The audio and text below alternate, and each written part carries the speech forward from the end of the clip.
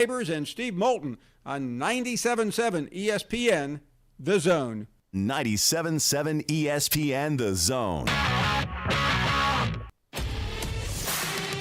Hi folks, Bobby White back again for Woody Anderson Ford, inviting you to come test drive any one of our over 100 F-150s. From rock-solid, dependable work trucks to our state-of-the-art Platinum Series, we've got an F-150 for you. Test drive one today, and you'll understand why the F-150 is the best-selling truck in America, going on 48 years in a row. Just as successful offenses and defenses are built on teamwork, Woody Anderson Ford is powered by our people. Our sales and service teams are well-trained to save you time and money. And because we want your business again and again, no one will work harder to earn it. Our mobile service teams come to your home or business for oil changes, brake work, tire rotations, and more. And the great thing is you don't pay extra for it. We come to you with mobile service at no extra charge. Proud to be local, family-owned, and at your service for over 62 years. Woody Anderson Ford, Alabama's F-150 Superstore. Valley Equipment Rental has grown by leaps and bounds over the past year and is adding more and more equipment to their already impressive fleet. Valley is a locally owned family equipment rental business serving the entire Tennessee Valley. They concentrate on the local contractors, building repeat business and specializing in long-term rentals for their local contractors. The benefit of long-term rental is that they stay on top of their assets. If something you own goes down in the field, you have to stop and fix it before you can finish the job. With Valley Equipment Rental, they will fix it on site or bring you another machine while that one's being fixed. More importantly, Valley is locally owned and operated, which means when you have an issue, you can get someone on it right away, right here in the Valley. Heck, ask for Ross Roberts, the owner, if you like. Try calling one of the big box national outlets and asking for the owner. That's if you can even get through the automation. Buy local. Buy Valley Equipment Rental. Valley Equipment Rental has 2 locations, one on the North and South Parkway. Learn more at valleyequipmentrents.com.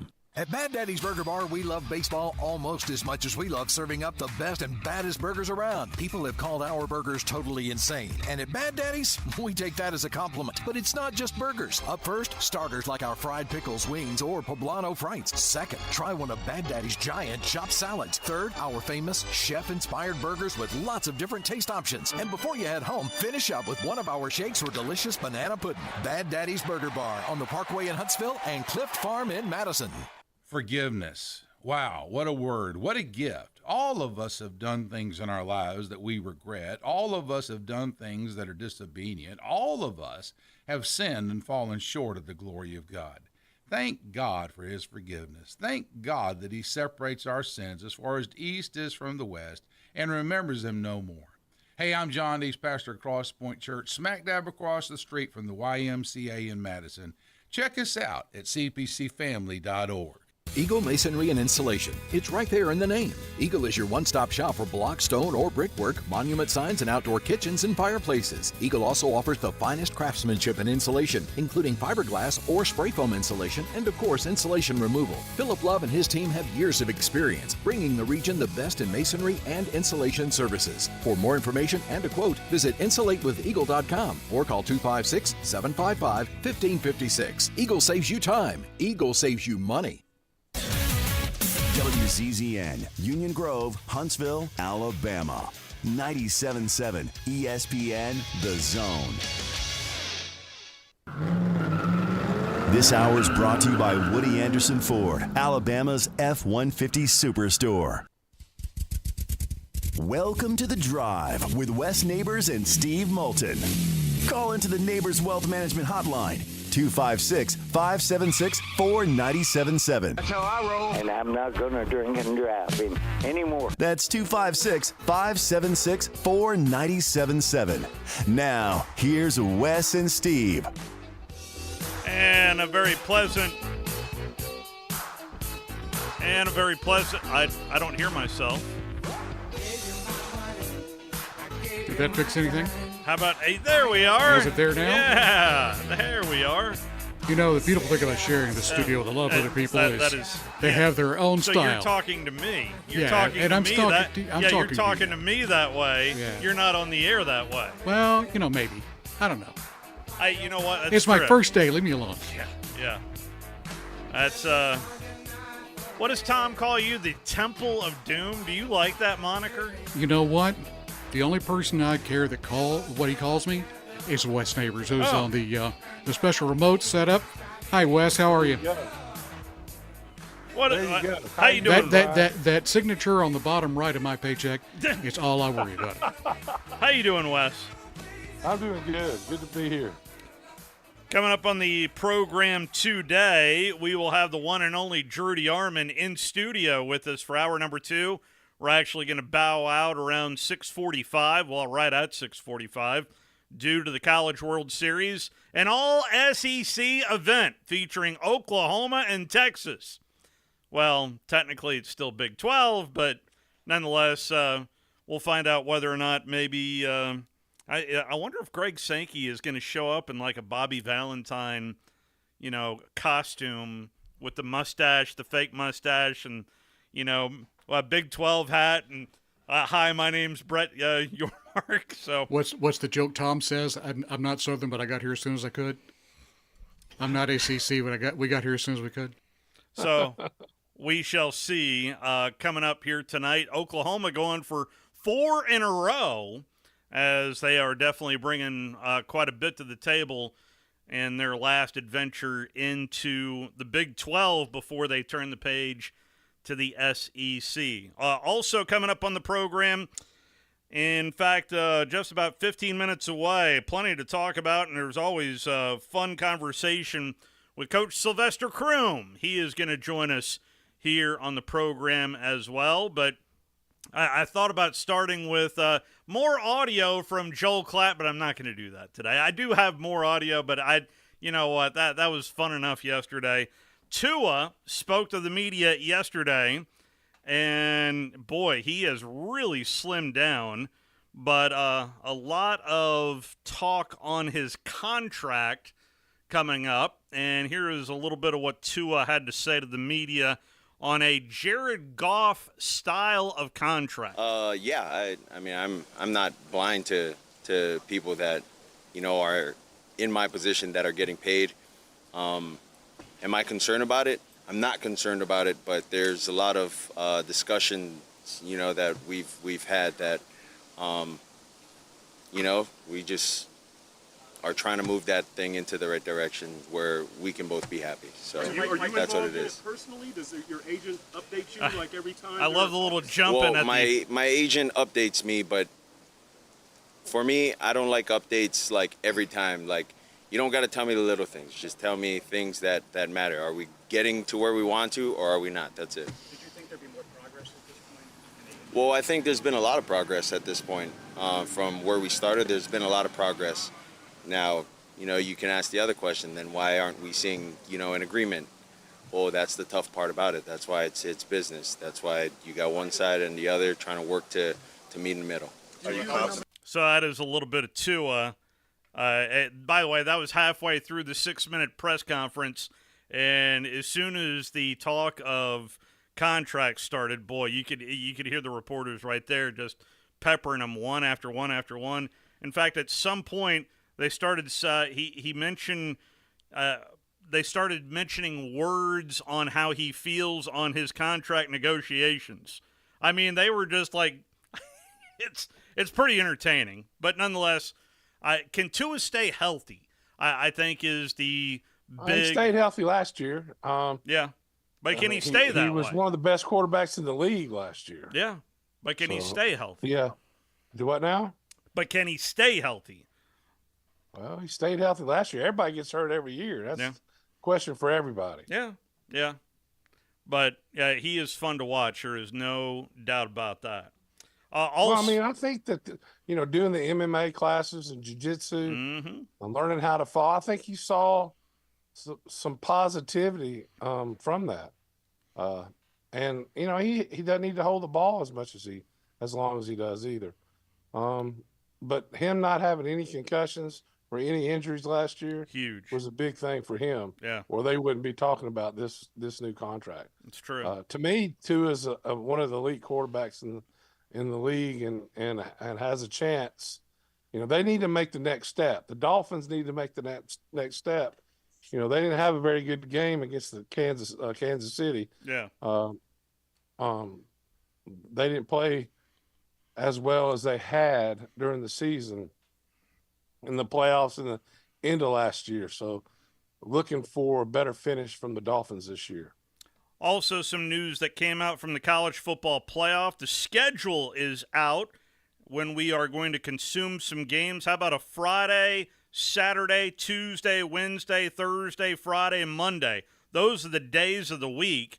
It's going to start off on Friday, December the 20th, with a single game that night, a Friday night on December the 20th.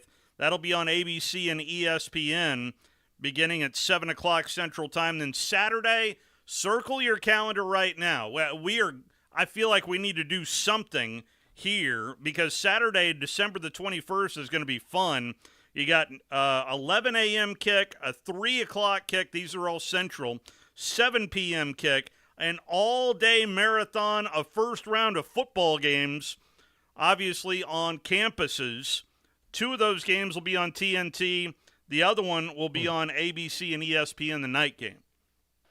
And then the quarterfinal will be on Tuesday, December the 31st, with a 7:30 kick on ESPN. That's one single game. Then the following day, Wednesday, January the 1st, is another quarterfinal game. The rest of the games, by the way, are on ESPN or ABC. But Wednesday, January 1st, has 1, 2, 3 different games. Then the semifinals take place on Thursday, January 9th. That's one of them. And then Friday, January the 10th. That's the other semifinal, all leading up to Monday night. Monday, January 20th, in Atlanta, Georgia, for the national championship game with a 6:30 Central Time kick. So it's right in front of us, of at least schedule-wise, of how this is going to play out, Wes. Yeah, I pity the team that has to play. Like let's say Alabama plays Auburn, then they'll play the SEC championship. If they lose the SEC championship, they'll probably be in that first group of teams. 20th or 21st. That's just a lot of football. Yeah, that's just crazy, is what it is. I just keep in mind that the portal as well, and this is signing day. Yeah. Well, I think this is asinine. What they're going to ask these kids to do is totally ridiculous. And I immediately think back to what Kirby Smart told me down in Destin of not all the academic calendars are lining up for portal issues as well. And we're talking about at least 2 teams that will be playing till January the 20th when the next semester clearly has already started. Oh, yeah. I mean, yeah. It's all about money now. Yep. And everybody, there's every group, a lot of groups that have nothing to do with football are lining up to try to get it. Yeah. By the way, we are your home for the playoff from ESPN Radio. That is one of the contracts that they own, and they will continue to own it. So if you want to listen to all these games, I'm here to tell you they will be right here on 97.7 ESPN The Zone. So there's plenty of storylines to dive into here over the next couple of weeks when we're actually going to talk about, I don't know, football, the actual game and who's on what, because now that the last portal window is closed, we can take a closer look at who's coming back, what can we expect. And the way things are lining up for Missouri, I took a little closer look after that schedule conversation that we had about Missouri yesterday. That's really an intriguing team, Missouri, with the fact that they've got a returning quarterback who's in his 3rd year back there in Columbia. So plenty to talk about there, but there's also plenty to talk about with Sylvester Croom, who I imagine has an opinion or two with what's going on, not only in the NFL, but on the college ranks as well. So let's take an early timeout. The one and only Coach Sylvester Croom is set to join us. Just getting things started, walking you up to the College World Series. You're listening to The Drive with Wes Neighbors and Steve Moulton on 97.7 ESPN The Zone. The company is Eagle Masonry and Insulation, but did you know they're also Eagle Landscaping and Dirt Work? Eagle can take care of all your landscaping needs, including irrigation, sod work, and planting, both plants and trees. On the dirt work side, Eagle can grade and build your pads, haul dirt in or out, and even do erosion control. Philip Love and his team can do it all for you. The website is the same, insulatewitheagle.com, as is the phone number, 256-755-1556. Give them a call and see what Eagle can do for you. Eagle saves you time. Eagle saves you money. The kitchen is the heart of any home. It's where the family gathers. It's where kids discover old recipes and make them their own. Just starting out or just now getting started on the dream kitchen you've always wanted? I'm Chris Haygood, and from all of us here at Bob Wallace Appliance to the home builders and the homeowners of the Huntsville area, a heartfelt thank you for buying local. We're in Huntsville, Florence, and Coleman, and online at bobwallaceappliance.com. Specializing in simple and affordable rentals, McCurry Van and Car Rental can make sure you have just the right vehicle for your next family vacation, weekend getaway, or if you just need transportation while your vehicle is being repaired. McCurry carries Ford Transit vans and Mercedes Sprinter vans, trucks and work vans, and more. And they offer discounted rental rates for long-term rentals. Now with 4 locations: Athens, Muscle Shoals, Coleman, and Huntsville. Log on McCurryRentals.com to make your reservation now. That's McCurryRentals.com.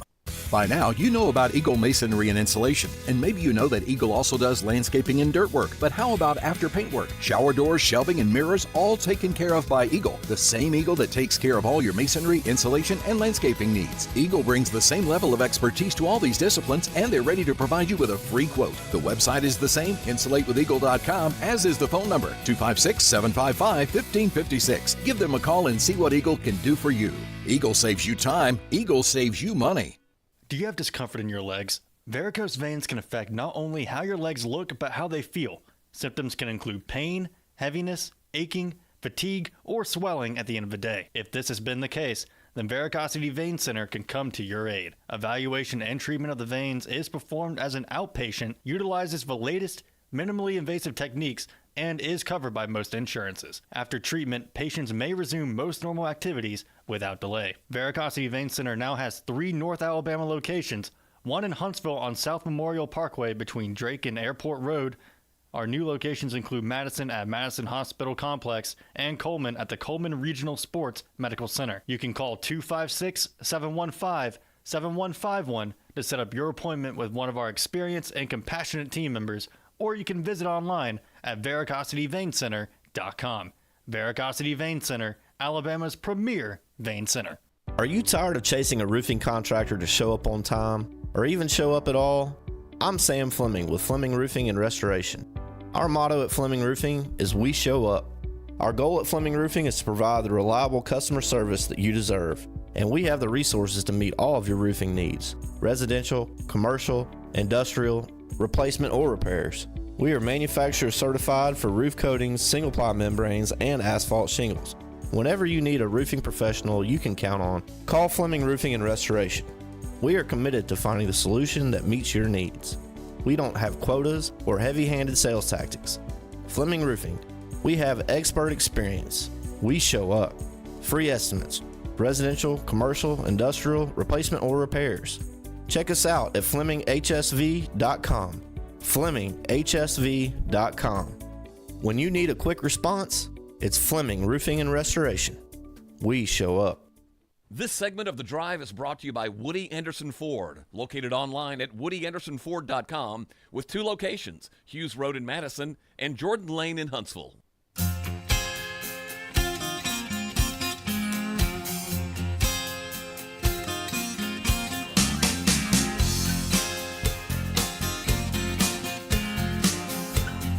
Back here with you on The Drive, along with Wes Neighbors. Steve Moulton back here with you. Let me give a quick text there to Coach Kroom, who is scheduled to join us. Let me give him our number, which, by the way, is 256-5764. 97.7. That is the telephone number. I obviously don't have the same pull you do, Mr. Steve. I don't know about that, but I was texting back and forth with Coach Kroom earlier today, and there is certainly plenty to talk about with the former Mississippi State head coach, and, of course, known for his time in Tuscaloosa as well, and that family. I mean, Wes, we've talked quite a bit about his influence, his family, and his dad most specifically on that program there in Tuscaloosa, Wes. Well, there's no doubt, when Alabama integrated, his dad was Reverend Kroom was an integral part in helping that happen and doing it seamlessly and successfully as Coach Bryant did it. I think it's obvious when you see the players that played for him and how they feel about Coach Bryant. It was it was done the right way and seamlessly. And Reverend Kroom had a lot to do with that. So, we need to ask him this story. He's told it a long time ago. He's listening to it, so ask him. Well, so good to talk to you, Coach. By the way, how you doing, guys? Coach? One of the best stories I didn't know this until you told us on the airs is how your father, who went to Alabama A&M here in Huntsville, and was such a great supporter of Alabama A&M along with Tuscaloosa, how John Stallworth was your good friend growing up, and if it wasn't for your dad, he wouldn't have got a scholarship, basically. Well, Dad recommended to I think it was Coach Cruz at the time to sign John, and of course, we all thought John was a great player, but not many schools were after him, and he was a big advocate of A&M signing him. There's no question about that, and the rest is history. John has done great in the NFL as a player, and has done great in business as well. Oh no question, and what an asset he's been to this community in Huntsville. No doubt. No question about that. Well, hey, he was. A lot of people overlooked him, including Alabama, and it's amazing because we played on some bad teams, but the only bright star in the bunch was Stallworth. He played offense and defense. Originally tried to be a wide receiver when he first got to Tuscaloosa High School, and they didn't give him a chance to do that for a lot of different reasons. And when that was during the integration, race had a part to do with it. There's no question about that. And but he had, but he stuck it out, and that's the thing I always respected about him, because he had a difficult time. He didn't get the opportunity that he should have gotten, and he stuck it out and hung in there and fought through it, and God has blessed him, and but he didn't give up. And that's no question. He didn't give up. He's some kind of legend around here. I know that. No doubt about that. I wonder what Coach Bryant had to say. Coach Bryant, I remember at the All-Star game, my dad sat with him in the All-Star game in 1982, the one that I played in, and the two MVPs of the game. One went to Kansas and the other one went to Houston. And my dad said that Coach Bryant was giving hell to somebody up at the press box. Well, hey, I'm not surprised at that, because I know anytime a player, particularly from a player from Alabama, went and did something positive somewhere else, whoever had that ear got severely chastised. That's for sure. Oh man, that's politely as you can say that, there, Coach. That's politely as I can say. So, Coach, having played for Coach Bryant, and then when you became a coach and started going to the meetings, what was that like? I mean, how different was that? Well, Wes, if you think it was bad as a player, just multiply that by about 10. when you go in as a coach, I can still remember my first staff meeting. The first time after a game when you're going over the grades, and you know, hey, and being a young guy, he called on me last, so I got to sit there and listen to everybody, and just be nervous as heck. So I go through the grades and I talk about the player, the first guy up. I talk about him. And Coach Bryant, you know, he sort of, he makes a comment and he agrees with me. You know, so I'm feeling pretty good. And then I go over the second guy, and I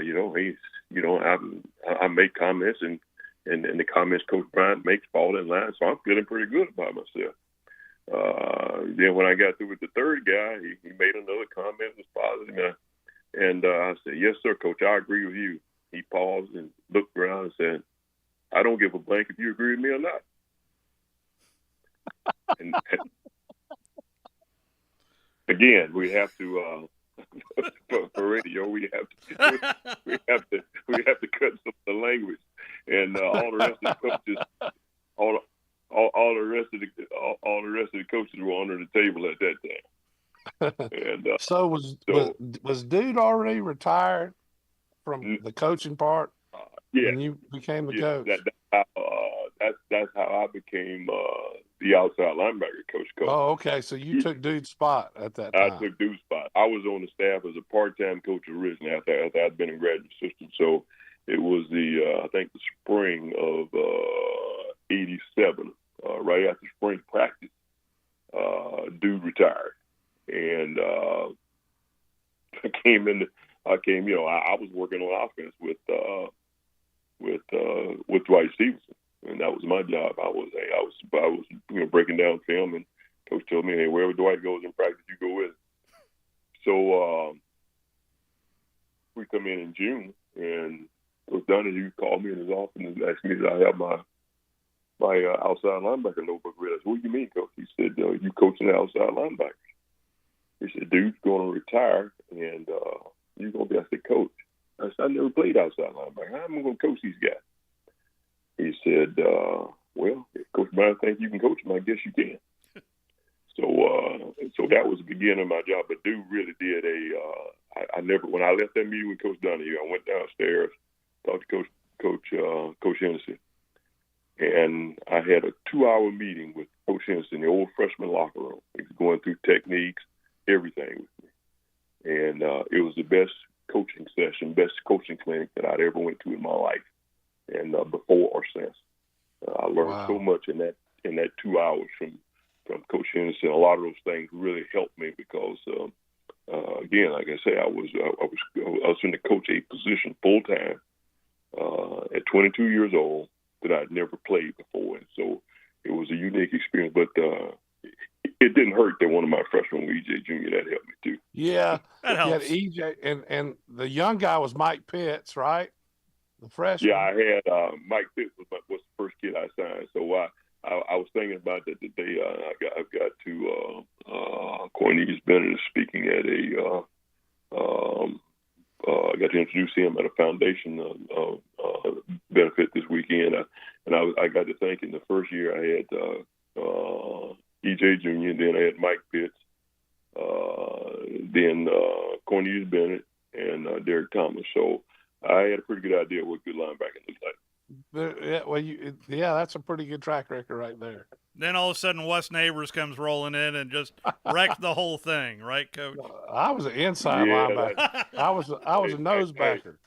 Hey, that's why just like me, Wes got moved to center because he didn't quite fit that mold. Hey, Wes, it was just the same thing with me when Woodrow Lowe came in. I was trying to be a linebacker, and it didn't take long watching Woodrow Lowe play to figure out I wasn't going to be a starting linebacker. It's just amazing the amount of linebackers that came through in that 10-year period of time. It's really unbelievable. Yeah. I mean, even like Robbie Jones. Nobody talks about Robbie Jones. Oh, yeah. Yeah, Robbie Jones played 10 years for the Giants. Hey, Robert Jones, and I mean Eddie Lowe was a good little. Oh yeah, small, wasn't he the MVP, defensive MVP of the Canadian Football League a couple of years? I think he was, and but you know, hey, Alabama's had a history of great linebackers. You know, going back to Leroy and all those guys come along, and you start naming them all. And I mean, just some great players all up during the time when you know, think about guys like D'Amico Ryans and all those. Just the history of just great linebackers. Yeah. But I tell you what, I mean, you know, hey, I sit there and think. Had E.J. Jr., Cornelius Bennett, Mike Pitts, Derek Thomas, and then you had a couple others. I also had that was also the same time then during that era. We had Rich Wingo and Barry Krause and Wayne Hamilton as well. Oh yeah, and Thomas Boyd from here in Huntsville. That's right. It was incredible football player. We had about a 10-year stretch there. I mean, we had some serious linebackers. I mean, we had some great defense in those years. Great defense. Coach, I actually watched a lot of the 1980 games where somebody just put them on YouTube, and then I saw Coach Bryant breaking down one of the games on his show. And anybody thought that he was just a figurehead needs to go watch that. It was very, very impressive. Let me tell you something. Coach Bryant knew there was nothing that went on that Coach Bryant didn't know about.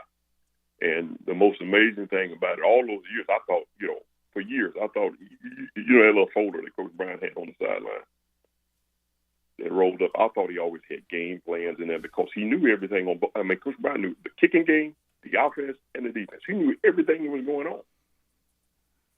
And it was finally after he retired, I was in his office and I saw one of those folders. I looked in it. All he had in there was the depth chart. That's all was in that folder. Was the depth chart on the offense, the defense, and every kicking game. That's all that was in there. And it was amazing to me when, as a substitute, I was substituting players, and you know we were playing 60, 70 guys at that time. And without looking at the depth chart, every now and then he'd look at it between series. He would tell you exactly who he wanted on every team, on offense and defense, and on the kicking game at any point during the game. And we, as coaches, you know, coaches now, the position coaches substitute players in. We didn't substitute anybody in a game without him putting them in there. And if you wanted to change somebody, you had to go ask him. That's the one thing you didn't do is change. He was in complete control of the personnel. That's wild. I bet, yeah. So I'm thinking, I thought he had that thing to hit Mao on the head with. Well, now he would every now and then pop a player, and sometimes coaches out there. You know, most of the time when I was, Mal was like most of us. You didn't engage with him unless you had to. Did he ever fire you? You know, he used to fire people all the time. Oh yeah, he fired a few people. he's fired a few people. I was fortunate enough. He never fired me, but I tried to stay away from him unless he had something to say to me. I learned after that first day in the meeting, I didn't say anything to Coach Brown unless he initiated the conversation. So, Coach, at its height there in the 70s, how many players were suiting up, be it for spring or fall, in a given spring or fall? Over or under 200? I think it was, you know, that's when I can't remember exactly when they started putting those limits on, but it was definitely over 100. And I'd say 125, 130. I think that's about when they start putting the limits on how many players we could have out there in dress. But, you know, I know at practice we would always have three drills going at one time. So you'd have three offenses and three defenses practicing at one time, and on three different areas of the field. And sometimes you would have a group of freshmen over on a fourth field. Yeah. So that's what I remember. That we had four things going most of the time, not all the time, but most of the time. Yes, you had. That's when they started limiting the rosters, and So when I was playing, of course, that was always foregone. And and then when I started coaching for him, it gradually decreased to 3 because the one thing you always looked at when you're on the depth chart, no matter what team you were on, the first thing you looked at practice every day when you as a player was to see did you have anybody to alternate with you at practice. Because the one thing you didn't that's it. Because you didn't want to show up at practice and you look on the depth chart on whatever team you was on, and you was the only guy at that position that day because you knew then you were going to die that day. Yeah, that's no question. Hey, Coach is absolutely right. That's the first thing you looked at. Yeah. Hey, it didn't make any difference. Okay, hey, you might get your feelings hurt if you weren't on the first team, but they would hurt even more if you were on either team and you didn't have anybody to alternate with, because you were going to take every rep in practice. So how often would that happen to you, Coach? Oh, it happened to me enough. It happens. Where I just got to the point where I didn't even look at it anymore.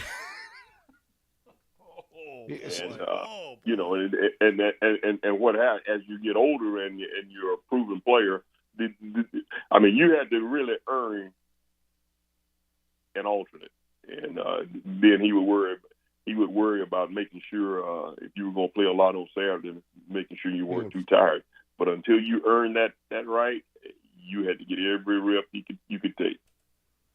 So that leads into, I don't know how much you heard about last week there in Sandestin, but the thoughts on eliminating walk-ons and capping rosters in college football. What do you think about that, Coach?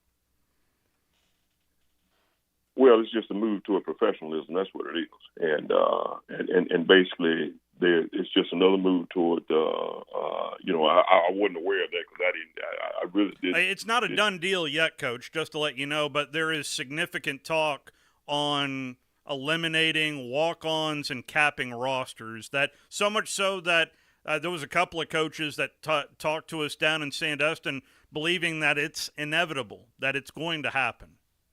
Well, it's going to happen because I think it all goes back to the money, the NIL, and the move toward the schools taking over the NIL, and basically the schools taking over paying the players again. I mean, that's the bottom line. You can call NIL, you can call it whatever you want to call it, but basically the schools are paying the players now. And if there's no matter what you feel about it, and what could have been prevented some time ago had they done some things different. It's just not the case. It's not going back. And the only way I can see it being fair is where the schools manage it, and where it can be fair to the players, fair to the coaches, fair to the university and the fans, is that they go to a professional model. But I think they'll have contracts will be a part of the scholarship. There'll be a limit on as you were saying, and I'm sure that's the reason why they're discussing that. There'll be a limit on player rosters, and I think it's all coming about because of finances. A lot of truth in that, but one of the many ways I fell in love with this game, college football, is the stories of the walk-ons and how many opportunities, how many kids have had opportunities not only to make a professional squad, but how much it does to them off the field as well, Coach. Yeah,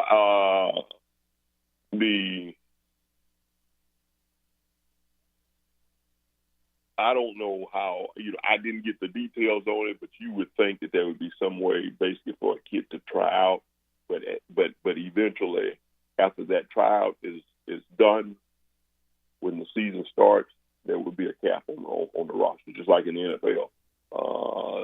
You may have, maybe they'll work toward having some practice squads or something of that nature. I don't know. Yeah, there was talk of that, Coach. Yeah, that's the only way you'll get walk-ons in. To give them a chance. If you have practice squads and those type things, then that will still give them a chance. again, it's my comment on it. Just hearing the details on it the first time.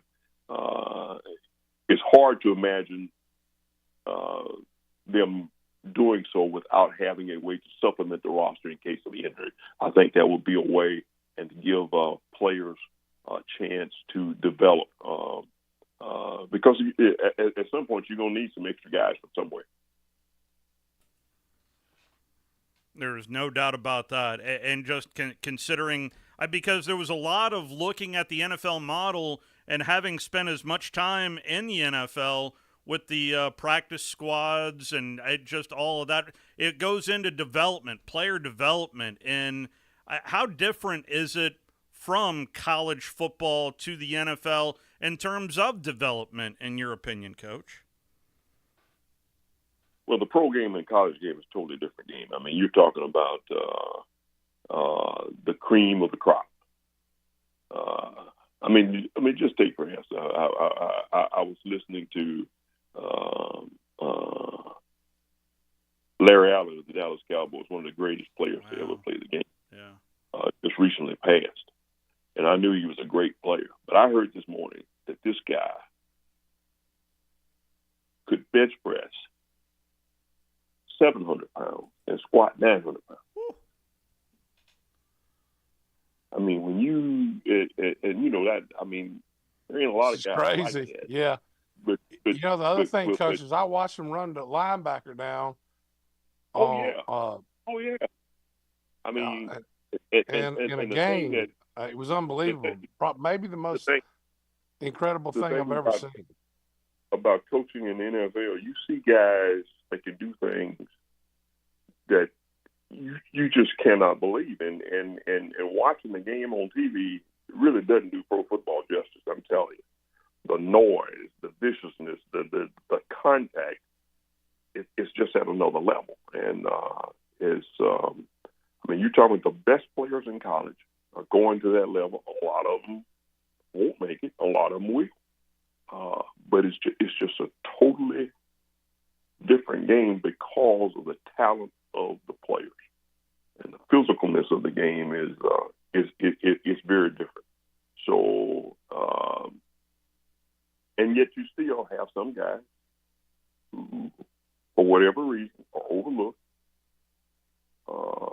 and come into the league as free agents, a very low draft choice with very low odds of making it, and they do so. And then some guys who are highly drafted don't make it. So there has to be a way in college for the player who is quote under talented have a chance to develop, and I just can't see coaches not keeping an avenue for that to happen. Well, they were unified in that. In particular, Sam Pittman told me that having kids from the state of Arkansas at the University of Arkansas is a very big deal. Of course it is. Of course it is. And it's I just know how valuable the walk-on program in Alabama was to us when I was coaching there, and I'm sure it continues to be so now. What's your early impressions of Kalen DeBoer? He has got some, big shoes to fill there down in Tuscaloosa, Coach. Well, there's no question, and I've only been around him for a very short while, and the thing that impresses me most about him is I think he's comfortable in his own skin, and I think that's absolutely critical in that job. I think he knows who he is. He knows what he wants to do, and he's comfortable doing it his way. Now, that does not mean he's not going to lean on Coach Saban for advice. I think that's also a positive to help him navigate the traditions at Alabama, because that's important with current and former players, and I think that's one of the things that makes our school different from everywhere else. The it's because of the great tradition and the expectation. He has embraced the expectation, and he understands the expectations. So my first thoughts is, hey, I'm not really concerned about his success, and I know this: as long as 5-star players keep putting their jersey on, he'll be okay. That is certainly helpful. And May is usually that downtime, and at least from all the reports that I'm reading, and Coach DeBoer talked about it last week down in Destin, Coach, of how much these guys are doing drills on their own, trying to improve in what is usually the downtime, Coach. What does that say about this team and what they want to try to do this fall? Well, I wouldn't expect any less from them, because I think guys, starting with Milroe and the other guys around there, I think they feel good about the way they were ending the season and not about the beginning. But I think it would probably make them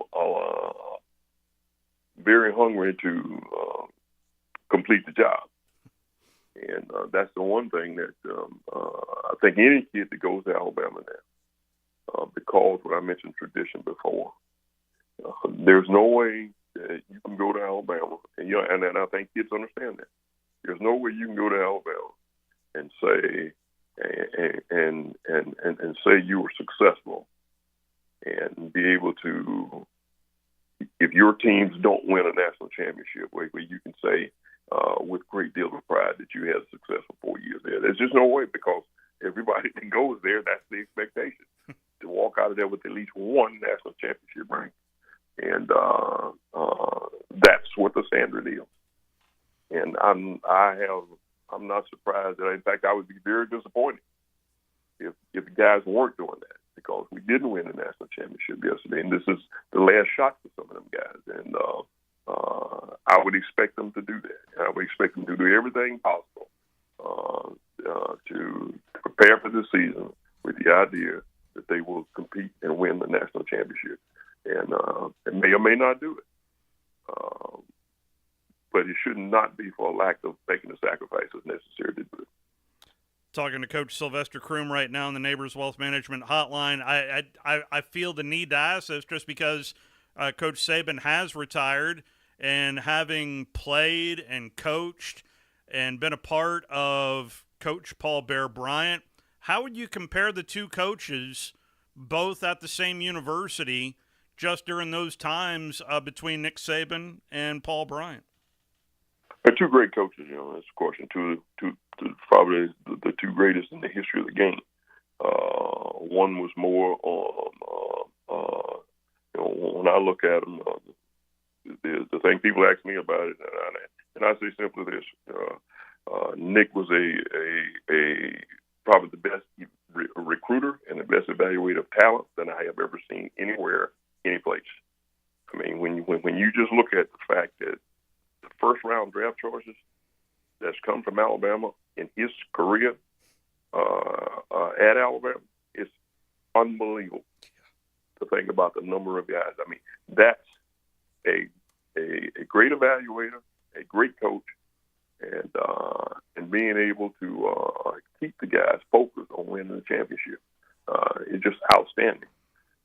Coach Bryant probably won more with less talent than most people do with great talent. I mean, you go back and look through his years, very few first-round draft choices. But our talent level wasn't up to what I call the NFL level until the late 70s. During that period when it really started, when we had Ozzie and Johnny Davis, and then Krause and Wingo and Marty Lyons, EJ Jr.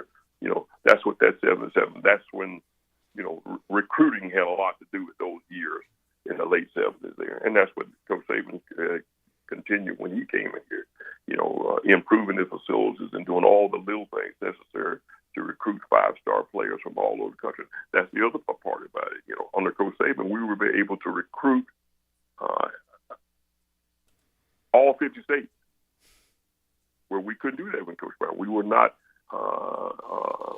and I'm sure integration had a lot to do with that, and the improvement in the facilities had a lot to do with that. But that's the thing that I admire most about Coach Saban was his ability to make University of Alabama a national program. I mean, you look at their roster and where all those kids coming from, great players. When we recruited quarterbacks from California, that never happened before. Hawaii. Yeah. Yeah, Hawaii even. I mean, it's just amazing. Yeah. And without his ability to do that, there's no way we could not have been successful just recruiting players from his run there could not have been as dominant as it was if the recruiting had just been limited to the Southeast.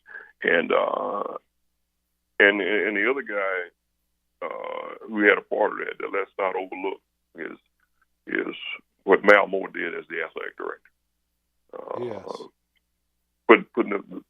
Getting Coach Saban here, and also creating the facilities necessary to recruit and to get the best players from all over the country here. The two of them together did an outstanding job.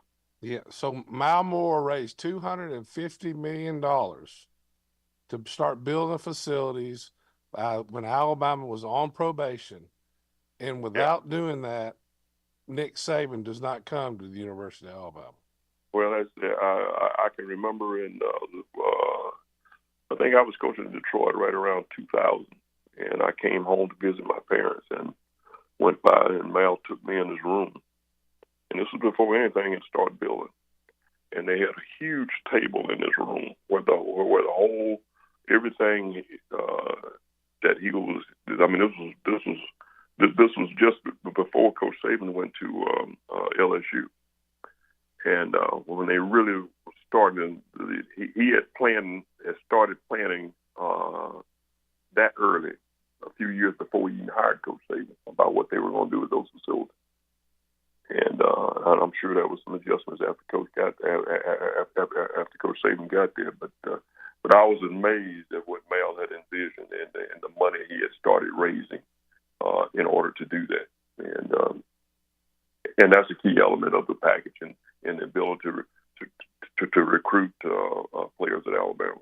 I went by there one day. I mean, it was just amazing, and not only did he start it, the thing that has impressed me is how under Nick's guidance that they continue to improve. I mean, whatever Alabama continues to stay at the forefront of everything, whether it's in the weight room, whether it's in the training room, whether it's in the meals, moving the dining hall over to the facility. So a player comes over, he can get his hair cut there, he does all the work he needs to do for football, and when he leaves the facility, he can go back to his room and go to sleep until the next day. I mean, a one-stop shopping there at the facility, much like an NFL facility, but a lot better. And then here we are today, and the SEC continues to grow. Now Texas and Oklahoma just a couple of weeks away from becoming official members. What do you think this does to the overall brand now that – how much has college football changed during your lifespan, Coach? Well, it's totally changed now, and you got it's going to be exciting because, I mean, Texas and Oklahoma, they're two of the outside of what was the old SEC. I mean, they're the two of the best programs now, and you got the top program, Big Ten, the Pac-10, the best schools out of what used to be what used to be the Pac-12. Yeah. They're all playing each other now, and so you're going to see more. I think we're going to see more great games this year during the regular season than we've probably ever seen before. And I think Alabama's playing Oklahoma. Alabama going to Oklahoma. That's amazing during the regular season. And Coach, the first week you have Texas playing Michigan, Texas A&M playing Notre Dame, LSU, USC. I mean, week 3, Alabama goes to Wisconsin. Yeah. Georgia and Clemson are playing the first week. I That's think. right. That's right. Right. Yeah. I mean, there's some really good games Just, right off the get like, go. we got bowl season in September. That's right. That's fantastic. But you know, Coach, you think about. I mean, the first playoff game is going to be the week after the SEC championship game. Well, a couple of weeks, 2 weeks, 2 Yeah. weeks. I mean, a week it's after gonna the be Army-Navy game. A big ask from these players to play this many games, don't you think? Well, let's say that's it's exciting though. I mean, really. I mean, you want to win a championship. That's just part of it. It's part of it. I mean, I wish we'd had it that way when I was playing. You know, you just. Oh yeah, I mean, think about it, Wes. After the Auburn game in the old days, you basically took 1 week off, and you started practicing. You rather practice for a bowl game or practice and play a championship game? Oh yeah, well, there's no question. There's an easy answer to that. I'd much rather be practicing. I'd much rather be getting ready for a championship game than be practicing for those bowl games. Yeah, the bowl practice they're like 2 days again. It's That's awful. exactly right. Hey, that's one reason we had such a hard time winning some of them. Because hey, by the time the game came around, hey, you're ready for that to be over with. All of a sudden, you're checking out the depth chart to see how long you're going on the practice field again, right? Well, no question. Because we literally, for all practical purposes, we went back to 2 days. Yeah, I mean, it's the truth. Yeah. Coach, we can't thank you enough for the time and the visits. I just hope you and your family are doing well, and can't thank you enough, sir. Well, we are, and again, I'm always glad to be on your show, guys. And hey, it's amazing to think we don't have but a few more days left, and it'll be started up again. It won't be long now. I know. It won't be long. That's the truth. Coach, Well, so good I'm hearing your looking forward. voice, and really, really enjoy our conversations. Always good to talk to you, Wes. Y'all take care, guys. That is Coach Sylvester Croom, kind enough to join us. I really wanted to get his temperature, Wes, because there was so much conversation down in Destin of just looking at the NFL model, look at the NFL calendar, and to hear him go through the differences on what he saw through his multiple decades of being a coach in the NFL and being a head coach on the SEC level, I think is eye-opening. And oh yeah, I mean, he listen. Coach Croom was a great player. He was a great coach. I thought he was a really good head coach. I did too. I played. He was my coach for a minute, but we always had well this kindred documented. spirit. Yeah, but we always had this kindred spirit because he was a center, Yeah. And so when they moved me to center, he would always talk to me, always, and give me advice. And this has gone when he was at Detroit. I remember I went up there and saw him when he was up in Detroit. So he is an amazing individual, and and as he was raised by Reverend Croom. Yeah, yeah. And who played at Alabama A&M, by the way. Acres don't fall far from the trees. Yeah. That is going to wrap up this first hour. Yes, this is, I know if you're a regular listener, you're probably looking at the clock going, wait a second. No, this is courtesy of the man behind the glass. We call this a Tom Abraham Tom's break. going to put us in time out. Yeah, Tom Abraham is clearly about to put us in time. But when you Even though we name it after him. But when you have Sylvester Croom on, this is what you do. That's Radio 101. You get a good interview, get out of its way. Yeah. Just keep it between the buoys, right? Drudy Arman is sitting in the on-deck circle. No pressure. He's ready. We'll talk to Drew right after this Sports Center update here on The Drive.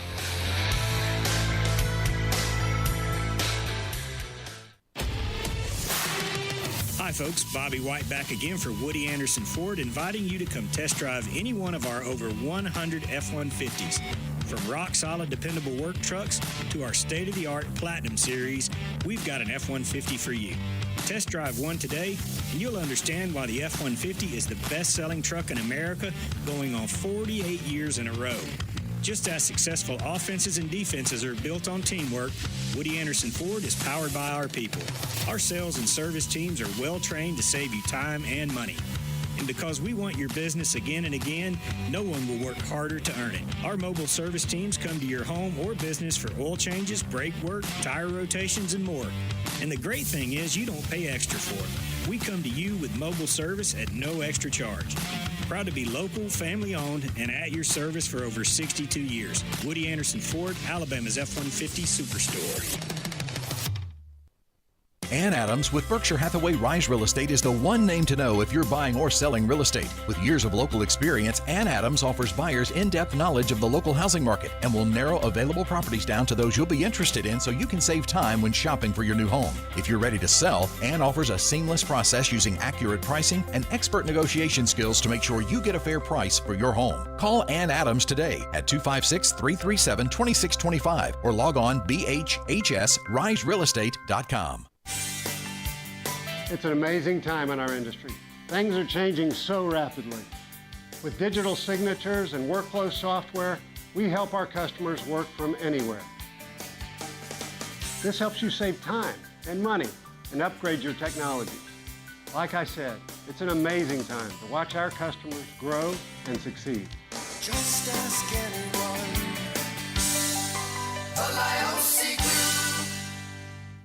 Not looking or feeling your best? No energy for the things you like to do? Ready to look and feel younger? Make your appointment at Advanced Life Clinic, one of the region's foremost destinations for patients interested in looking and feeling their best. Specializing in advanced laser treatments and weight loss, male and female rejuvenation to offset the effects of aging, and more. See how Advanced Life Clinic can help you enjoy your life again. Call 256-882-6555 or log on advancedlifeclinic.com. Do you have discomfort in your legs? Varicose veins can affect not only how your legs look, but how they feel. Symptoms can include pain, heaviness, aching, fatigue, or swelling at the end of the day. If this has been the case, then Varicosity Vein Center can come to your aid. Evaluation and treatment of the veins is performed as an outpatient, utilizes the latest, minimally invasive techniques, and is covered by most insurances. After treatment, patients may resume most normal activities without delay. Varicosity Vein Center now has 3 North Alabama locations, one in Huntsville on South Memorial Parkway between Drake and Airport Road. Our new locations include Madison at Madison Hospital Complex and Coleman at the Coleman Regional Sports Medical Center. You can call 256-715-7151 to set up your appointment with one of our experienced and compassionate team members, or you can visit online at varicosityveincenter.com. Varicosity Vein Center, Alabama's premier vein center. When the biggest names in aerospace, financial services, and electronics needed office and manufacturing space in Huntsville, they called Samples Properties, and they've been doing it for over 40 years. When Huntsville first began to grow, so did Samples Properties. You can trust your business to Samples Properties and their deep knowledge of the commercial real estate market in Huntsville and Madison. When you're in the market for commercial real estate and you need a partner who knows how to make your plans come together, Samples Properties can guide you through all the legal, financial, and regulatory hurdles. And if you just need office space to start or grow your business, Samples Properties is the call you need to make. Go to samplesproperties.com to see the impressive list of clients that have profited from the knowledge and integrity of Samples Properties.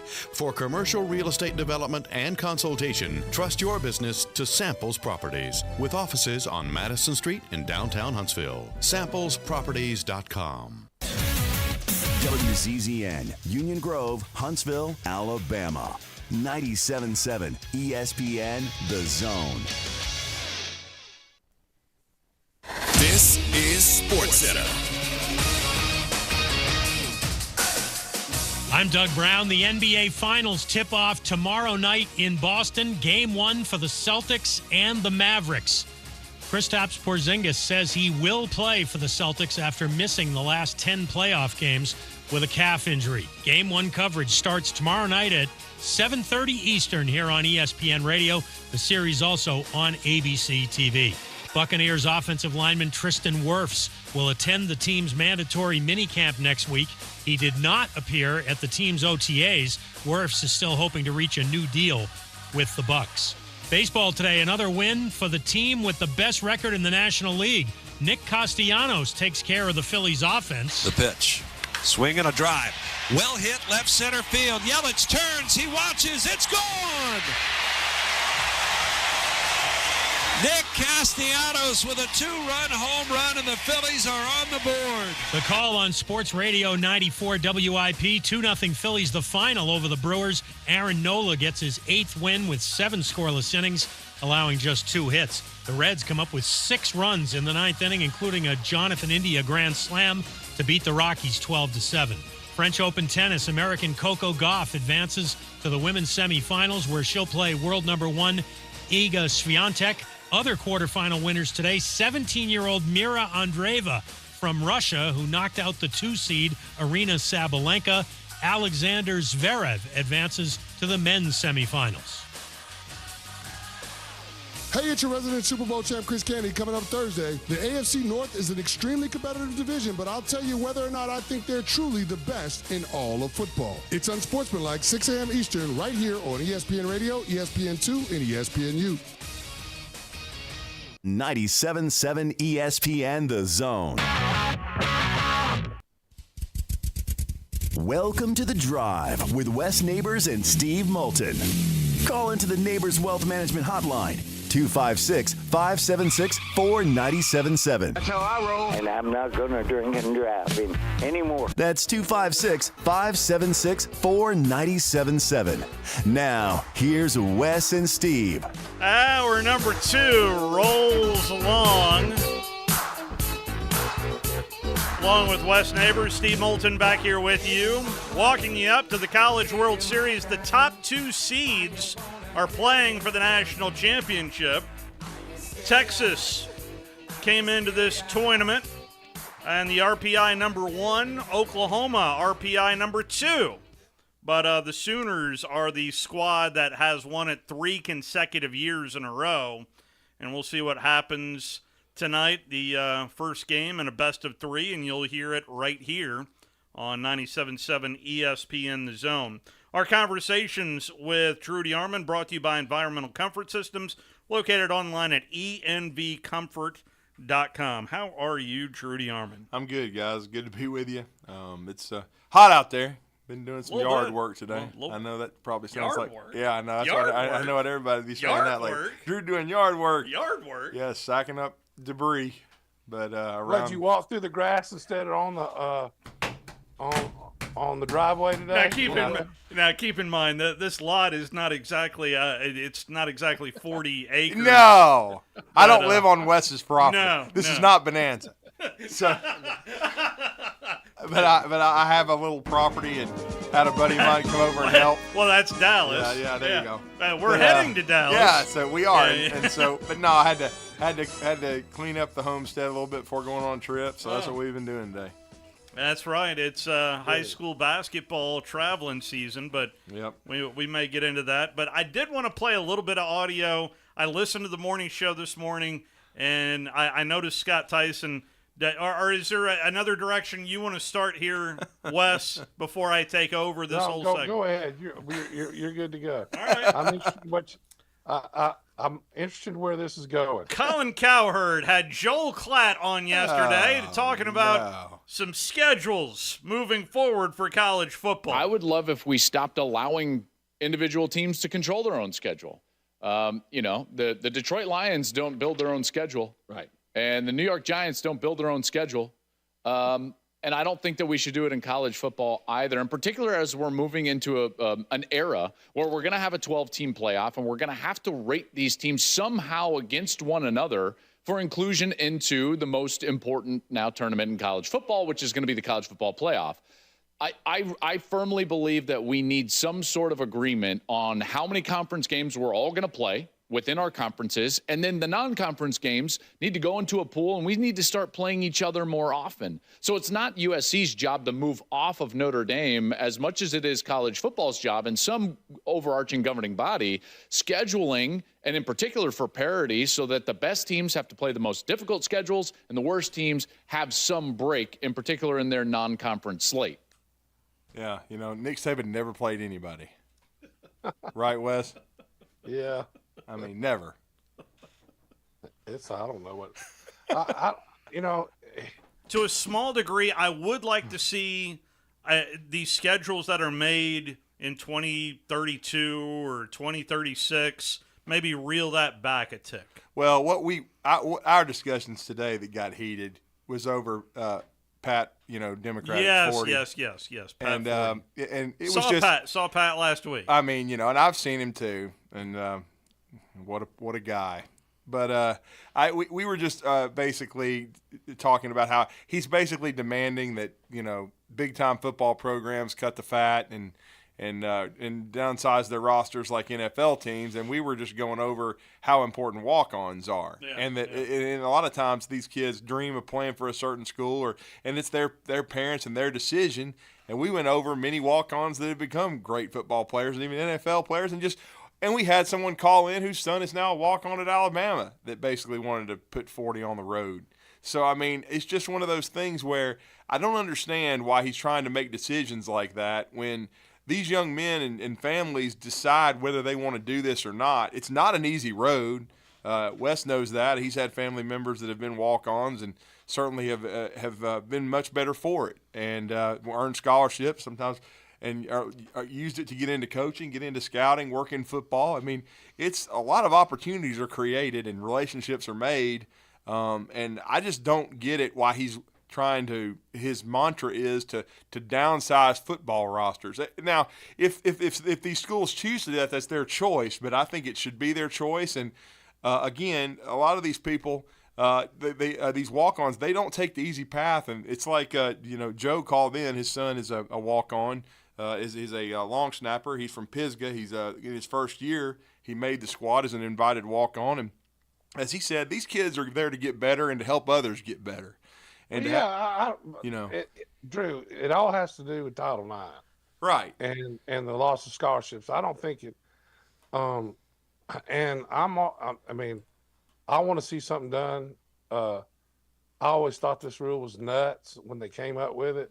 Mm-hmm. That a walk-on counts the same as a scholarship player in football. It's dumb. That's just asinine. I'm all for and totally support Title IX. Yeah, I think it's done a lot of good things. Yeah, but this isn't one of them.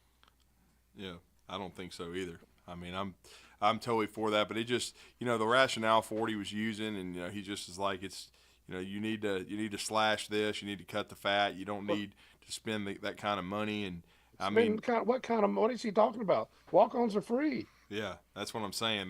They pay their own way to school. It makes no sense. What he doesn't. It's on what he's saying. Yeah. Zero. He usually doesn't. I mean, I've always said that Pat should have just stuck with basketball. When I was growing up, he had the 40 minutes, and I used to read his column in the Basketball Times. But once you get in the business, then you get to know some of these people, and you wish you didn't. So I did play this the other day for Wes, but at the last press conference, a question I asked the commissioner about the SEC and the Big Ten partnership spilled over to a column by 40, and it was about the growth of the NCAA basketball tournament, to which the commissioner called out Pat 40. Given what you've just laid out. Yeah, there's a lot there, Pat. There's a lot. Yeah. We're going to be here a while. But is there enough still binding Division I together as a basketball tournament, enough to keep Division I together? I don't know. Who in here wrote the nasty articles about me in the AQ comment? Did anybody write those? Oh, that's Pat, I think. Oh, was it? I mean, you tell me. So, I mean, call out in a big way of, you know what, quit making up stuff that I didn't say. Well, shocker.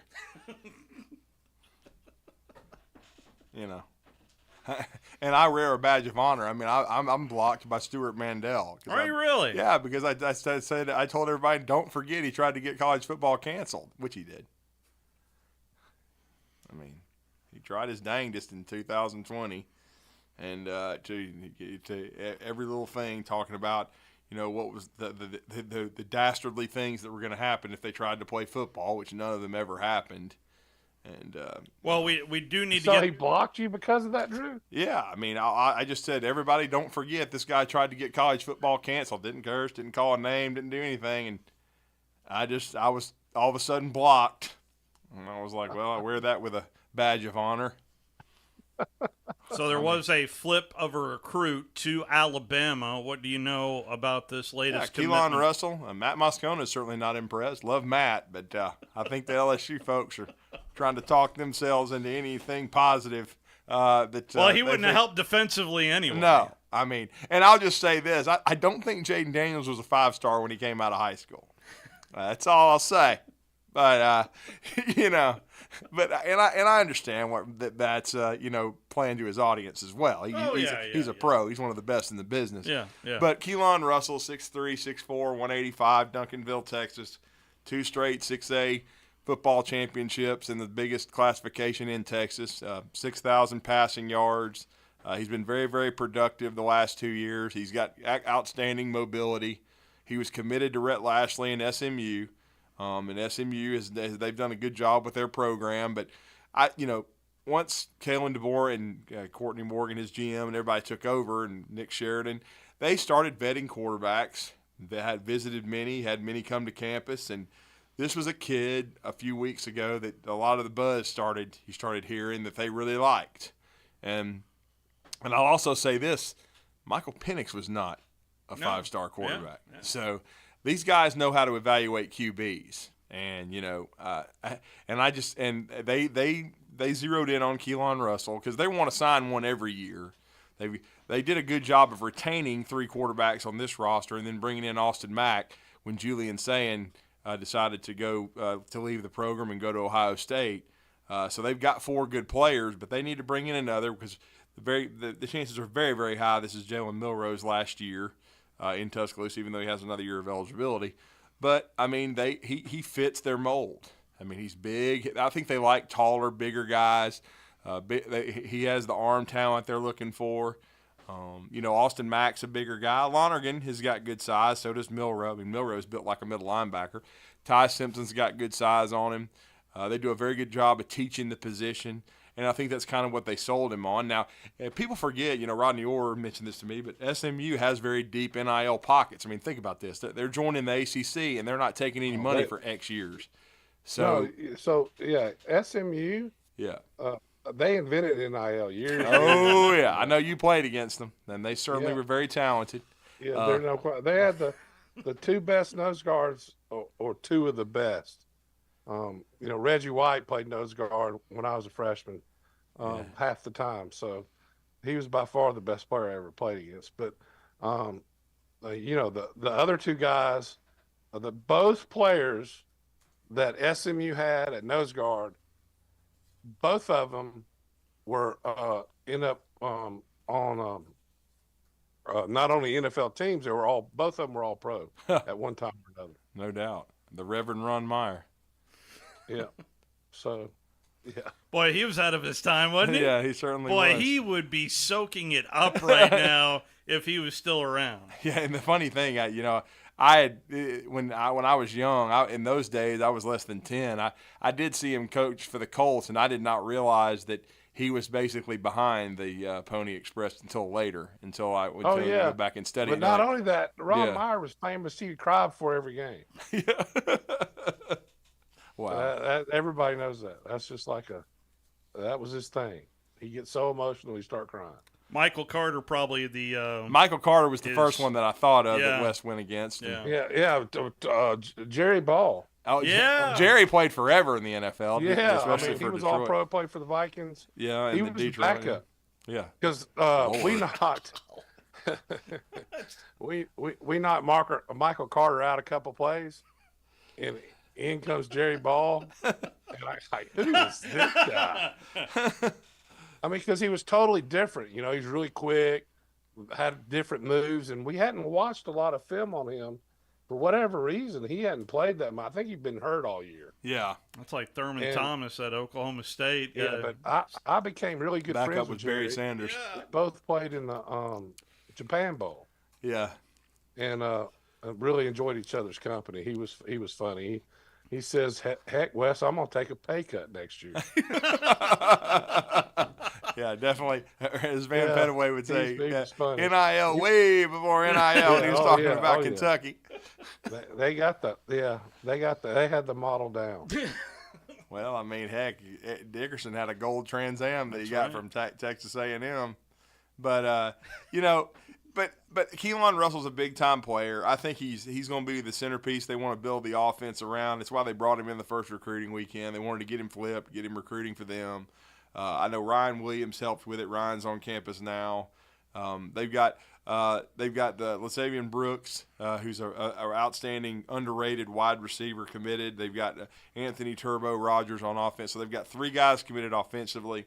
They've got 8 on defense. They've got 11 total. They're in the top 6 to 8, depending on the service you look at. But they're in a solid position. I think they're going to bring in some more play. They had Micah Dubose on campus, who's a 4 to 5 star offensive lineman from Viger, on campus this week. Nakeem Offord, the 5-star corner from Parker as well. He's committed to Ohio State right now, but they're working him. And I think that Alabama's going to be fine. I think that, and then Wes, I don't know if you've heard about this. That he'd already been offered by Saban, but he was re-offered by Coach DeBoer and their staff yesterday. His family has relocated from Jersey to St. Thomas in the South Florida. He goes to St. Thomas Aquinas, which is one of the top football programs in the country. Dallas Turner, Jordan Battle come from there. But the brother of, I still say, the greatest football player of the Saban era, Minkah Fitzpatrick, Justice Fitzpatrick. He is a sophomore corner. He has been offered by Alabama. He'll be a junior in the fall. He had 2 interceptions last year, and they just offered him. So he grew up, as you know, around Alabama football. He was with Minkah a lot. And so he's in Florida now? Yeah. Because Justice Minkah they were from New Jersey. They were, but see, I think the family relocated when he was drafted by Miami, and then Brian Flores, one of the biggest idiots in football, he and the general manager decided they needed to trade Minkah. Yeah, that was nuts. They had him playing out of position. And they were playing him at every position. He wanted to just play safety, and like I say, it's one of the dumbest trades in the history of football. It'll end up going down as that because I still think he'll be in the Hall of Fame.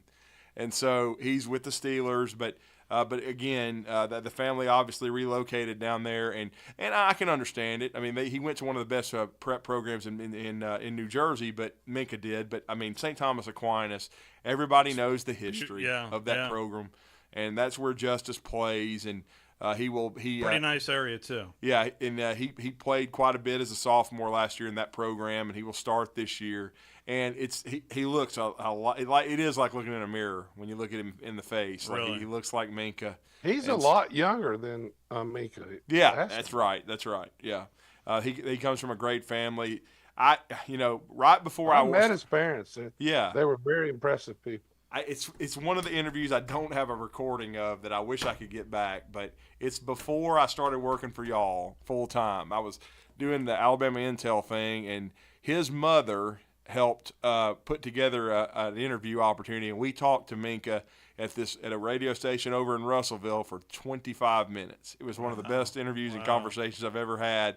I don't have a copy of it, but Minkah was unreal and such a great kid from a great family, and you could tell he was going to be special, Wes, and I'm sure Justice is cut from the same cloth. It'd be really, really neat if he gets to follow in his brother's footsteps. I just know, look, and Saban had tons of great players, but to me, I know C.J. Mosley's up there, but Minkah, for me, pound for pound, is the best pure football player and that's saying a lot, but I still think he's the best football player of the Saban. Well, one question. Well, I'll tell you my question, and I've asked it to many of the coaches and players, for that matter.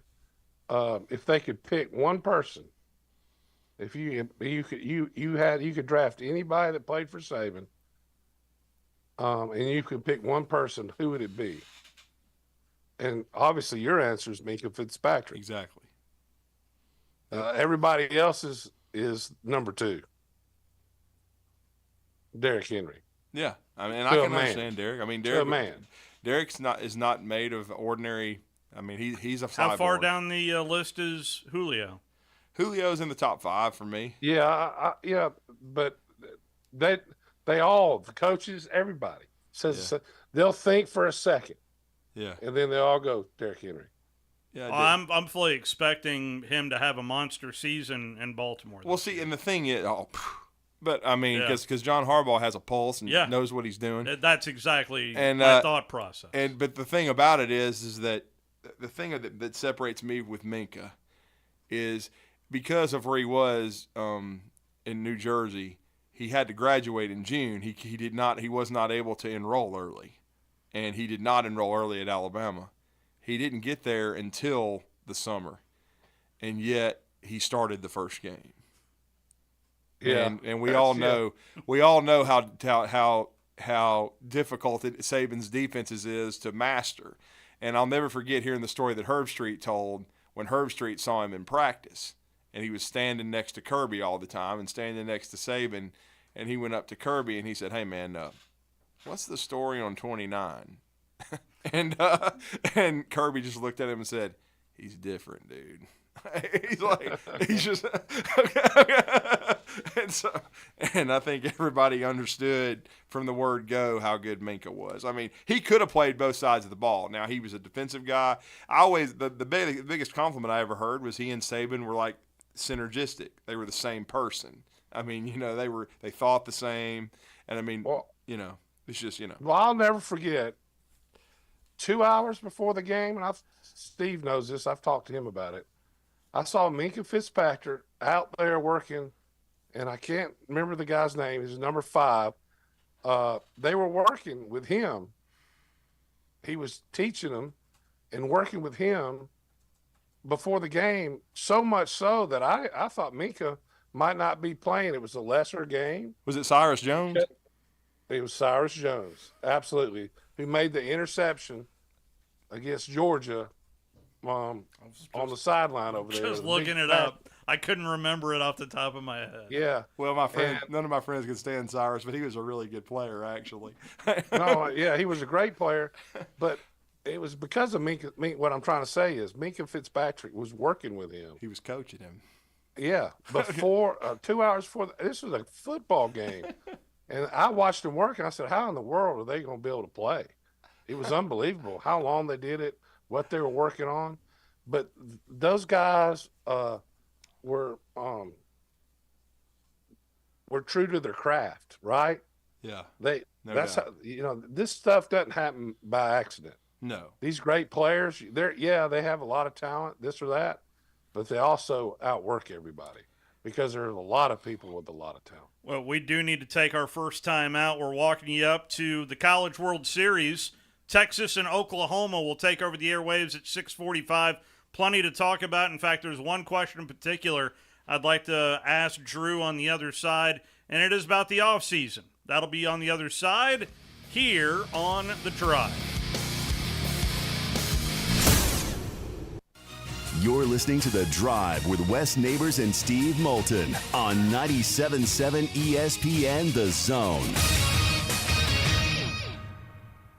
Tom Luganbill here for my friends at Woody Anderson Ford. Bobby White and his team take great pride in their service department, and you can see it the moment you walk into those beautiful new service lanes. And just like a championship team, they all work together to make sure your experience is second to none, whether you drive a Ford or not. Also, check out the gold certified pre-owned inventory at Woody Anderson Ford for great deals every day. Stop by and see them at Jordan and Sparkman or at Woody Anderson of Madison on Hughes Road, or visit WoodyAndersonFord.com. Ann Adams with Berkshire Hathaway Rise Real Estate is the one name to know if you're buying or selling real estate. With years of local experience, Ann Adams offers buyers in-depth knowledge of the local housing market and will narrow available properties down to those you'll be interested in so you can save time when shopping for your new home. If you're ready to sell, Ann offers a seamless process using accurate pricing and expert negotiation skills to make sure you get a fair price for your home. Call Ann Adams today at 256-337-2625 or log on bhhsriserealestate.com. When I chose a garage door company, I did my homework. I needed precision overhead garage door service. They have a 5-star Google rating. I checked their reviews and liked what their customers had to say. Precision overhead garage door has lifetime warranty packages. Same-day service if I call before 2 p.m. If they can't make it the same day, my service call fee the next day is waived. They did a 25-point safety inspection on the door and operator. Now that's peace of mind. Residential, commercial, and gate services. Precision overhead garage door service. Call 256-400-4500. When you call most roofing companies, all you'll hear is, you need a new roof. Not when you call Fleming. At Fleming Roofing and Restoration, we're focused on your needs, whether it's an easy repair or a full roof replacement. Folks around here have trusted Fleming since 1965 for all their residential and commercial roofing needs. And as the area's storm damage experts, Fleming knows all the ins and outs of the insurance claims process. Log on FlemingHSV.com to schedule your free estimate today. Fleming Roofing and Restoration. We show up. From heirloom diamonds to contemporary jewels, Loring & Company is the place to find something truly special. Whether shopping for a diamond ring for that once-in-a-lifetime occasion or marking a milestone birthday or personal achievement with a Rolex watch, you'll find just the thing in our edit of the world's most sought-after brands, including David Yurman, Roberto Coin, Marco Bicego, and Fopay. Expect a treasure trove of the world's most unique, even breathtaking earrings, rings, necklaces, and bracelets, making choosing just one piece a challenge in itself. Loring & Company Jewelers on Airport Road. At Mad Daddy's Burger Bar, we love baseball almost as much as we love serving up the best and baddest burgers around. People have called our burgers totally insane. And at Mad Daddy's, we take that as a compliment. But it's not just burgers. Up first, starters like our fried pickles, wings, or poblano frites. Second, try one of Mad Daddy's giant chopped salads. Third, our famous chef-inspired burgers with lots of different taste options. And before you head home, finish up with one of our shakes or delicious banana pudding. Mad Daddy's Burger Bar on the Parkway in Huntsville and Clift Farm in Madison. Hey folks, Bob Baumhauer here. We're extremely proud that Baumhauer's Victory Grill has been serving Alabama for 43 legendary years. Our motto is legendary fun, legendary food, and we strive to make every dining experience a special one for all of our guests. Our menu features delicious, always fresh and scratch-made in-house recipes. And of course, our award-winning wings and sauces. And don't forget, our happy hour and halftime daily specials cannot be beat. Baumhauer's Victory Grill, legendary fun, legendary food.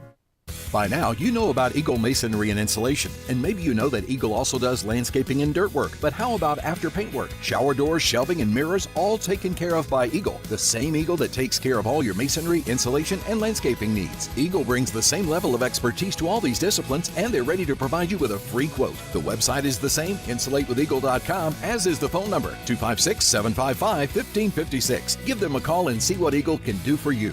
Eagle saves you time. Eagle saves you money. Log on today, 977ESPN.com.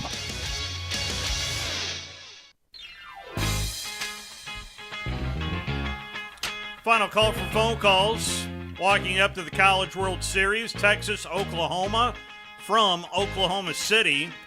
Westwood One will take over our airwaves here in about 15 minutes' time. Along with Wes Neighbors, Drew DeArmond, Steve Moulton back here with you. Over on our .2 channel, right now, it is the Rocket City Trash Pandas. Lineups and first pitch of tonight's game between the Trash Pandas and the Lookouts. That's coming up right after this as you listen to Trash Panda Baseball on the Trash Panda Broadcast Network. And, of course, that is over on our .2 channel.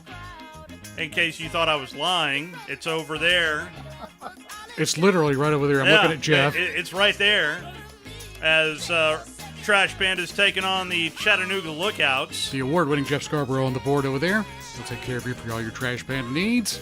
And Larry Ward, I think, is still the play-by-play voice of the Lookouts. He has been the play-by-play voice of the Chattanooga Lookouts. Forever, right? I mean, just forever. Forever. You know, there's not a better way to spend a summer evening like this. If you can't get out to Toyota Field, go out there with a refreshment of choice, sit on the porch, and listen to Josh Carey and the Trash Pandas on 97.7 HD2. There you go. Well done. Looks like I've done this before. A lot has changed down in Tuscaloosa, but tell me what you're hearing from off-season wise. How different was the off-season workouts for this football team? I mean, everything was different. I mean, you've got different systems on both sides of the ball. You've got different coaches, different approaches. The offensive linemen are gonna slim down. I mean, I read an interview, or we talked about it today. Alex Scarborough had a sit down with Caden Proctor, and he talked about, first of all, what a mistake he made ever leaving Alabama. And it's kind of funny how his best friend on the team, Wilkin Formby, was kind of the go-between and kind of stinging and kind of helping that along. They were on spring break was a factor. They were on spring break vacation, and Caden told Wilkin, I want to come back. What do I need to do? And so they're in the car together. And so Wilkin calls the coaches and just doesn't tell them that he's sitting there in the car and says, what if Caden Proctor wanted to come back, Coach? Like, what would he need to do? And so they just go over it.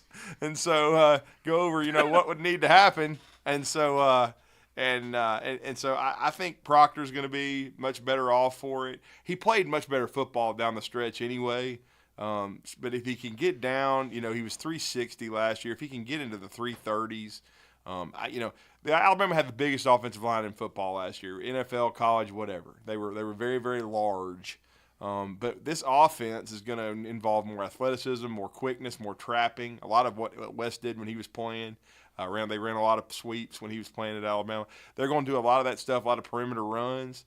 I think they'd love Brailsford to be at about 285, the center that sat out, and I think they like the guards. We know the Swamp Monster's huge, but I think they'd like him to be, Jaden Roberts and Booker. Booker already looks like he's dropped weight. I think they'd like both of them to be in the 325 range, and probably the tackles to be. So this is slimming down. Yeah, and then Formby and Proctor would be a little bigger. He's just a big dude. They'd probably like him to be in the 330s. And then Formby would probably be a guy they'd probably want around 315, 320 if he's the right tackle. Now, we don't know. It could be Elijah Pritchett. But, again, they're gonna Chris Kapellik, and Wes, I know you've met him. I've met him as well when he came into Huntsville.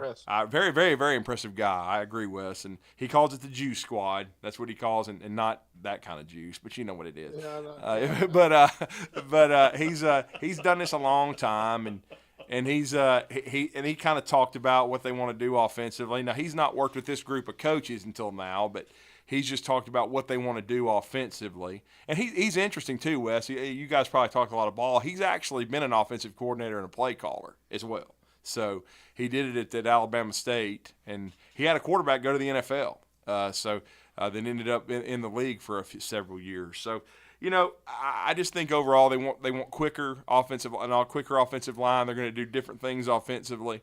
They haven't had – the only injury they've had of significance was Jalen Hale, and I think they're going to be fine because Ryan Williams is now on campus. And, so is Rico Scott, so is Amari Jefferson. I think they still like their wide receiver course.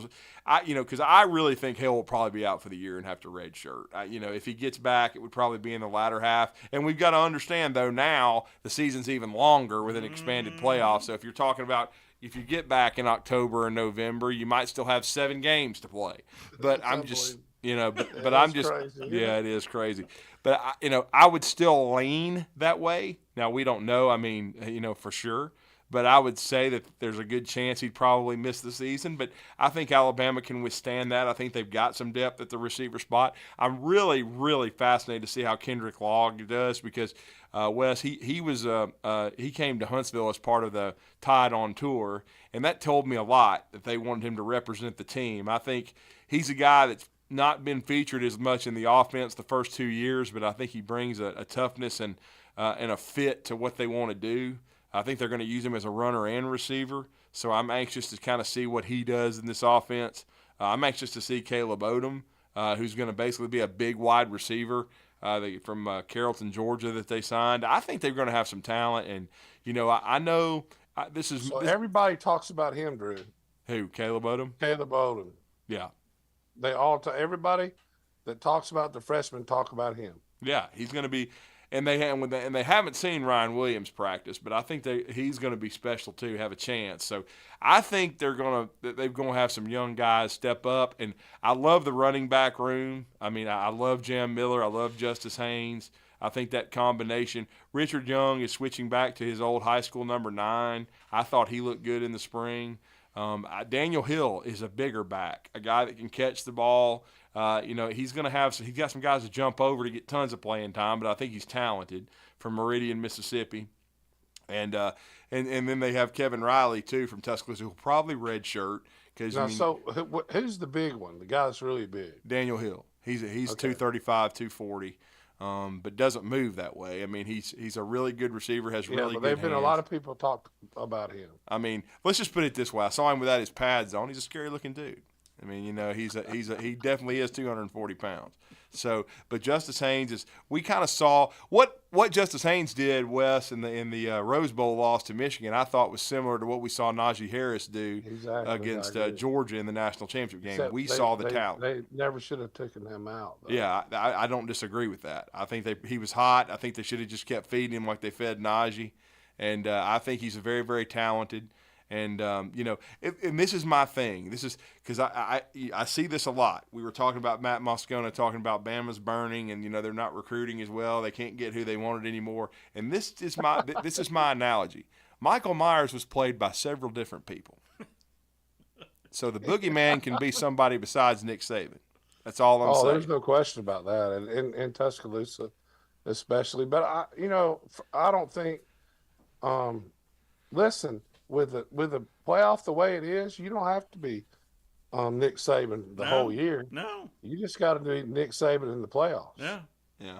And I think the way Sylvester Croom put it back in the first hour, he is definitely comfortable in his own skin. And he knows what he's doing.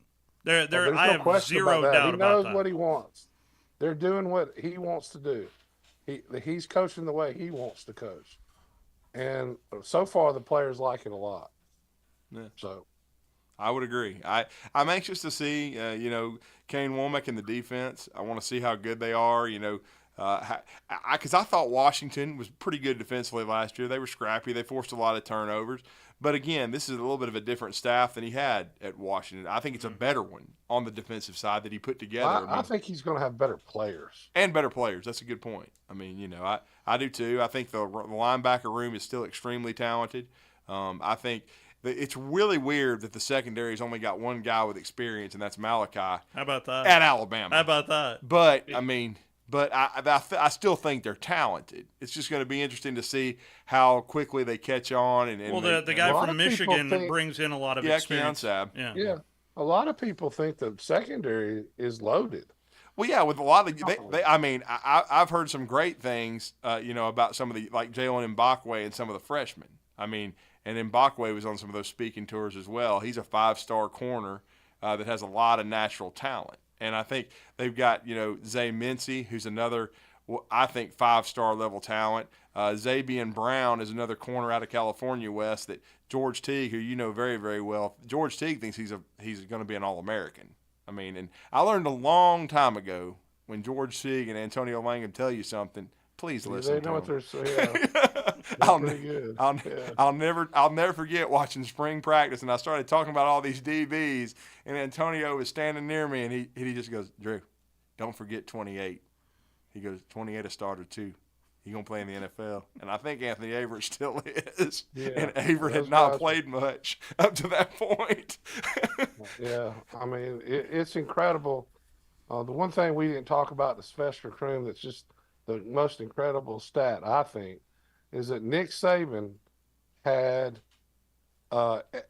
somebody drafted in every position on the field. Yeah. As soon as Will Reichert got drafted in the 6th round, that sealed it. More first-round selections than he had losses. No, in Tuscaloosa. He had a long snapper drafted. Yeah, a long snapper. Yeah. So Thomas Fletcher went in the 6th round. Yeah. So he had a fullback, just Nudie Fowler. Yeah, Nudie Fowler. Yeah, he was a 5th round pick. So either a 4th or a 5th round, but he had. That's what I was hoping when Will got drafted. I was like, that'll be something that no other coach can really say. No. That they had a guy drafted at every position. And then he had the 3/4 of them in the 1st round. But still. And by the way, that little stat that I threw out, 29 losses in Tuscaloosa had 44 first-round draft picks. Right. I mean, that is just. That's unbelievable. Yeah. Yeah, it's T-Bob's joyless murder ball. Well, I think Moscona is worse than T-Bob. Well, they do have their little after-hours party after every LSU game. Oh, that's so much. And when they lose, you have to tune in. So I hadn't. I think we're going to have. Followed I by just that. don't think they're going to be very good next year. Well, I mean, and then and the great thing is all this stuff is recorded, so you can stay up till 3 a.m. watching them and then listening to Tone. So Basilio would be your Vol watch, and Xanax. and then Moscona and T-Bob there for your LSU fix. Now the one thing about T-Bob and Moscona is. You probably don't want kids. No, it is younger than high adults. school listening. It is, yeah. When especially when T-Bob gets cranked. Yeah, I worry about T-Bob on our show. Well, you know what? When the kids are in the room, I feel a lot safer. I don't know. You really? I do. I mean, I'm just saying. I keep my finger on the dump button just in case. Yeah. We appreciate that. Tomorrow, we are at Baumhauer's Victory Grill. That ought to be a lot of fun. Hey, I'm missing it, but I'll be traveling to see Lenny. Oh, please tell Lenny I said hello. Yes, looking forward to that. Lipscomb Land up there in Nashville, Tennessee. All right, that'll wrap us up. Game 1 between Texas and Oklahoma is next, right here on 97.7 ESPN The Zone. Ann Adams with Berkshire Hathaway Rise Real Estate is the one name to know if you're buying or selling real estate. With years of local experience, Ann Adams offers buyers in-depth knowledge